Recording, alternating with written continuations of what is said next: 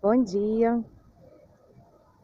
Nesse tempo de pandemia, de isolamento social, muitas vezes uma das dificuldades que nós enfrentamos é em relação à saúde mental. Como cuidar da nossa mente em tempos de isolamento para que o nosso corpo permaneça sadio e também as nossas emoções. A Bíblia traz para nós uma reflexão e ela diz o seguinte: quero trazer à memória aquilo que me pode dar esperança. Ao escrever esse texto, Jeremias ele está num momento muito difícil da vida dele e ele, sem ter muita perspectiva quanto ao futuro dele, da sua nação, ele pensa e reflete dizendo isso. E quando a gente traz à memória aquilo que pode nos dar esperança, isso alimenta em nós a fé. Isso gera uma perspectiva de que mesmo que eu não consiga com os olhos naturais contemplar uma solução para o problema que eu estou vivendo, eu, ao me recordar daquilo que Deus já fez por mim, isso aquieta a alma e tranquiliza o espírito. A prática da oração, da meditação, em diferentes culturas e religiões, ela nos leva a esse tempo de parar e ativar a nossa mente e pensar em coisas que vão nos ajudar, nos fortalecer. Quando nós temos essa certeza em nossos corações de que mesmo diante do cenário mais caótico que está ao nosso redor, podemos olhar para dentro de nós e encontrar a presença de Deus e aquietar a nossa alma, o nosso espírito. Isso nos fortalece, nos ajuda. É muito importante também a gente ter com quem conversar, com quem se abrir. E muitas pessoas têm trabalhado nesse sentido para se colocar à disposição, psicólogos, líderes religiosos, pastores, para tentar ajudar as pessoas nesse enfrentamento. Porque nós enfrentamos o momento do isolamento, que é esse distanciamento de pessoas e do convívio social, mas também lidamos todos os dias com o luto, a perda de pessoas queridas, e muitas vezes, numa mesma semana, lidamos com a morte de mais de uma pessoa. E quando nós nos deparamos com situações assim, é importante a gente compreender como que isso também nos afeta, como que isso também afeta a nossa saúde mental.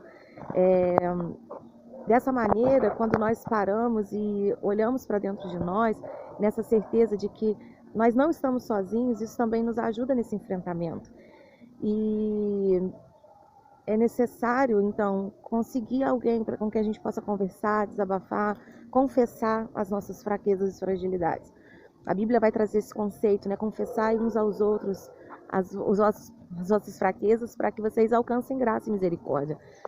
Confessar ao outro que está disposto a nos ouvir e a nos compreender, isso nos ajuda, porque quando eu falo com o outro, na verdade, eu me dou a oportunidade de me ouvir. E às vezes a nossa mente tem essa necessidade de se ouvir, de ouvir aquilo que está dentro de nós. Então, ter com quem conversar nos ajuda muito nesse processo. E compreender as fases do luto, né? Porque nós estamos vivendo, de certa forma, um luto, nós estamos perdendo a liberdade de poder, né, sair, de poder estar em contato com outras pessoas.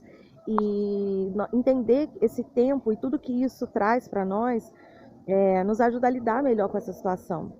Né? Então, o luto ele tem algumas fases, e as fases elas vão intercalando entre si, elas não acontecem todas de uma só vez, mas é importante a gente ter consciência de que fases são essas e como que se dá esse processo na nossa mente. Como que o nosso cérebro processa essas informações da perda. E algumas dessas fases, eu vou citar rapidamente aqui, nós temos esse processo da negação, que muitas pessoas, de repente, vivenciaram nesse tempo. A negação é o processo em que a gente não consegue acreditar no que está acontecendo. Então, a gente bloqueia, como se a nossa mente bloqueasse a realidade. E a gente não consegue perceber que a realidade está diante de nós e é verdadeira. É como se a nossa mente negasse para nós a realidade dos fatos.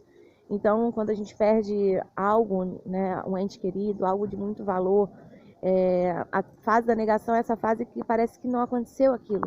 Parece que é tudo uma grande mentira. E ao conversar com algumas pessoas sobre esse tempo, muitas pessoas relataram isso, né?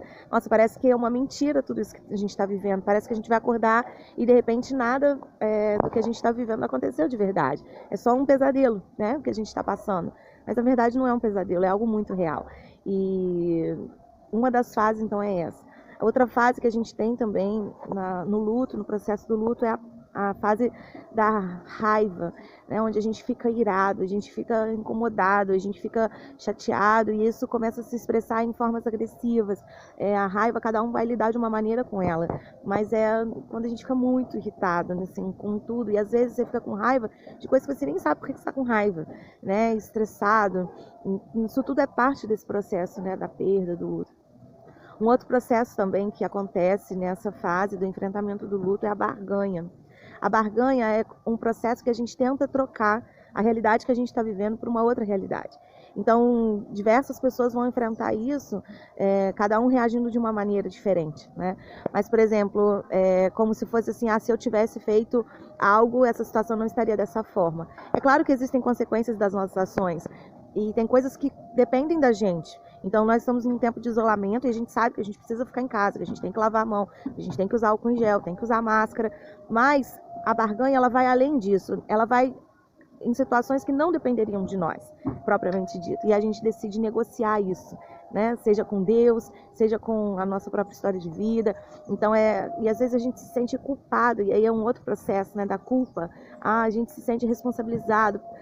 Não, a culpa foi minha, né? Eu deveria ter feito isso e não fiz. Então, a gente tem aí algumas coisas que vão somatizando, né? Porque esse processo é muito dinâmico. Não acontece de uma vez só, raiva, agora eu tô com raiva, agora eu tô negando, agora eu tô me sentindo culpado. Não, ele é um todo, né? E ele acontece de forma simultânea, então por isso que é muito turbulento, né? E é importante a gente ter essa consciência desse momento para poder lidar melhor com ele. Então a gente já falou da negação, a gente já falou da barganha, da culpa, da raiva, até que a gente chega nesse processo de aceitar, que é compreender que essa situação aconteceu e que não vai mudar. O nosso ente querido, ele não vai voltar. A morte foi algo de fato real. E aí a gente começa a aceitar isso, a elaborar esse luto, né? Bom, o que é importante, então, de tudo isso, né? Entender que o tempo que a gente está vivendo é de fato um tempo atípico e requer de nós os cuidados, mas também estar atento a essa questão da saúde mental, de cuidar, né, para que a gente possa conversar com alguém, desabafar com alguém no momento que a gente se sentir mais fragilizado, não deixar que as coisas tomem uma proporção maior do que elas têm que tomar, né? Então, não espere você estar muito mal para pedir ajuda. Se você sente que você não está bem, conversa logo com alguém, né? Procura a ajuda de um especialista, se for o caso, para que a gente possa lidar melhor com isso e não esperar acontecer algo pior para conseguir, então, esse tipo de ajuda, né? Mesmo dentro de casa, existem algumas coisas que a gente pode fazer para trabalhar a nossa mente. É tão interessante porque quando a gente estuda a história de Nelson Mandela, ele ficou preso durante muito tempo e ele ficou numa cela muito pequena. Nelson Mandela foi presidente, né? Vocês sabem a história, da África do Sul, e ele foi responsável por unir novamente o seu país, né? Eles viviam o tempo do apartheid, a divisão racial entre negros e brancos. E no tempo que ele fica preso, é muito interessante, nos filmes que falam sobre ele, eu indico que vocês assistam, vale muito a pena a história dele. Ele fica preso numa cela, mas a mente dele não estava presa. E durante todo o tempo que ele está na prisão, ao invés de ficar alimentando ódio contra as pessoas que o prenderam, ou alimentando um sentimento de vingança, mesmo preso ali naquela prisão, ele começa a sonhar com a África unida, com seu país restaurado, com seu país unificado. E quando eu penso nisso, isso me dá um aprendizado muito grande, porque mesmo que a gente esteja preso dentro de casa, a nossa mente não precisa ficar presa nas situações que a gente está vivendo. Nós podemos ser livres na nossa mente e criar e desenvolver alternativas. Então, assim, eu penso que nesse tempo é o tempo da gente aprender, da gente se reciclar, da gente aprender coisas novas, se experimentar coisas diferentes que a gente não estava acostumado a fazer. Então, por exemplo, na minha casa eu tenho tido o hábito de cozinhar, que é uma coisa que eu não tinha o hábito de fazer, por passar praticamente o dia todo fora de casa, só quando chegava à noite em casa que eu preparava alguma coisa, sempre muito rápido, muito corrido. Então eu tenho tido tempo de fazer bolo junto com os meus filhos, de descobrir receitas diferentes, inovar, aprender coisas que antes eu não tinha tempo para fazer. Eu acho que a gente tem tempo para ler e resgatar esse hábito da leitura, é algo que ajuda muito a nossa mente. E existem ótimos livros que têm disponíveis para você fazer o download de graça na internet, em PDF, ou sites como o Amazon e outros, que você pode baixar o livro na hora, fazer a compra e ele já fazer o download direto no celular, ou fazer direto a compra no site, né, para quem gosta de ler o livro impresso. Mas resgatar esse hábito da leitura é algo também que nos ajuda a ocupar a mente de forma saudável. E dessa maneira a gente conseguir buscar alternativas. A nossa mente não está presa. Apesar da gente estar dentro de casa, apesar da gente estar no convívio da família, a nossa mente é livre. E aí eu acho que cabe a nós usufruir de todo recurso que nós temos disponível hoje para alimentar a nossa mente com aquilo que é bom. E para finalizar, então, eu quero deixar um texto e diz assim: tudo que é amável, tudo que é puro, tudo que é justo, tudo que é de boa fama, se há alguma virtude ou algum louvor, seja isso que ocupe o vosso pensamento. Nós podemos escolher aquilo que nós vamos pensar. Nós podemos aprender a gerenciar os nossos pensamentos. E isso nos ajuda muito a enfrentar a crise. Porque quando nós alimentamos pensamentos ruins, isso nos prejudica. Mas a partir do momento que eu assumo a responsabilidade de gerenciar os meus pensamentos, isso vai me ajudar. Se eu identifico que aquilo que eu estou pensando não é saudável, não vai me ajudar, eu tenho como interromper aquele pensamento. É criticar aquilo que eu estou pensando, é refletir e tomar uma atitude que seja positiva diante de algo que eu estou vivendo. Então, manter uma boa atitude, manter uma autoavaliação, uma autorreflexão e um autogerenciamento sobre os pensamentos que povoam a nossa mente. Isso também nos ajuda muito nesse processo. Bom, espero que vocês estejam bem e que vocês possam refletir algumas questões dentro de tudo que eu coloquei.